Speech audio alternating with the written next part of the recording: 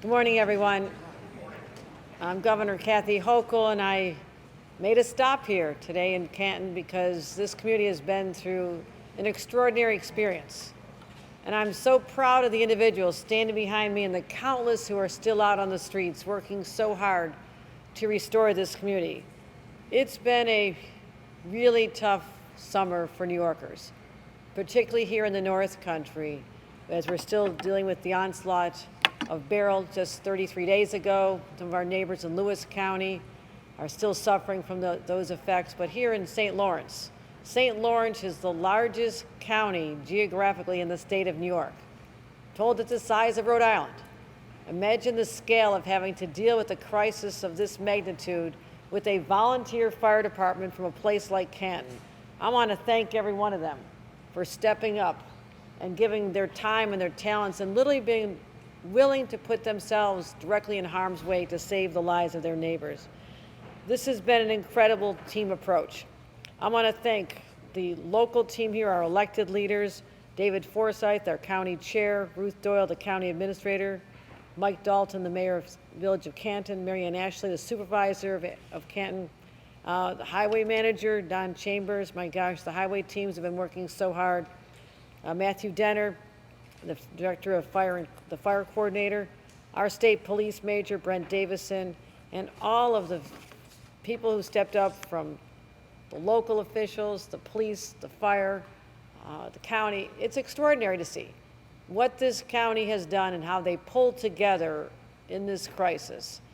And I also have an amazing state team. I've been in constant communication with Marie-Therese Dominguez, who I'll be seeing down in Watertown shortly. The whole head of state DOT has been camped out up here.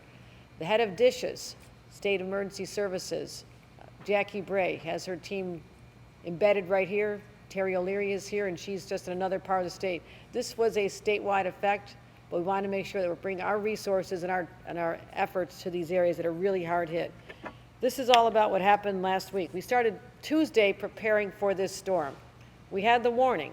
We started engaging our local emergency operations team so we would not be caught off guard.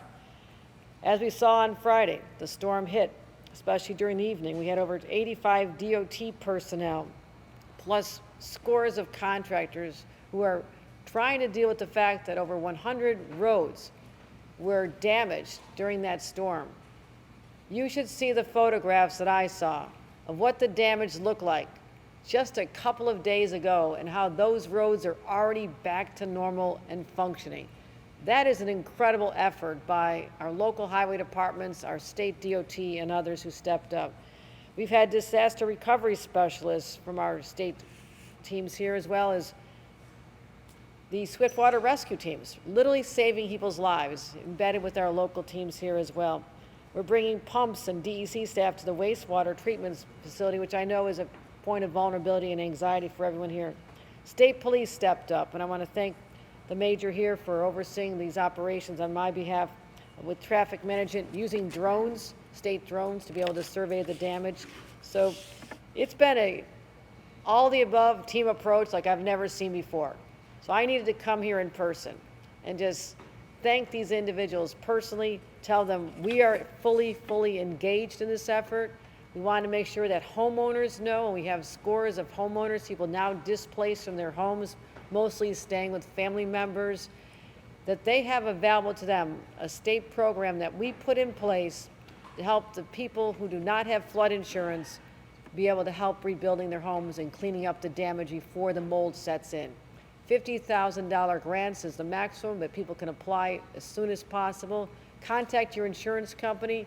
Get the denial, which I'm sure is going to come for those who do not have coverage for water damage, and we'll have teams on the ground here immediately from our Department of Financial Services to help those who do want to make insurance claims as well, our businesses in particular. So this is what it's all about. It's about New York residents at their finest, being here when their residents need them, and I just wanted to say how proud I am of everybody here. The state here is not going anywhere until we can get this community back to normal and prepare for, unfortunately, what is now becoming the new normal, extreme weather, not just in the wintertime, which we're used to hearing more about, but now this appears to be a more regular, more frequent summer event. We've been hit hard this year. This is an extremely bad, extreme weather summer, is the only way I can describe it.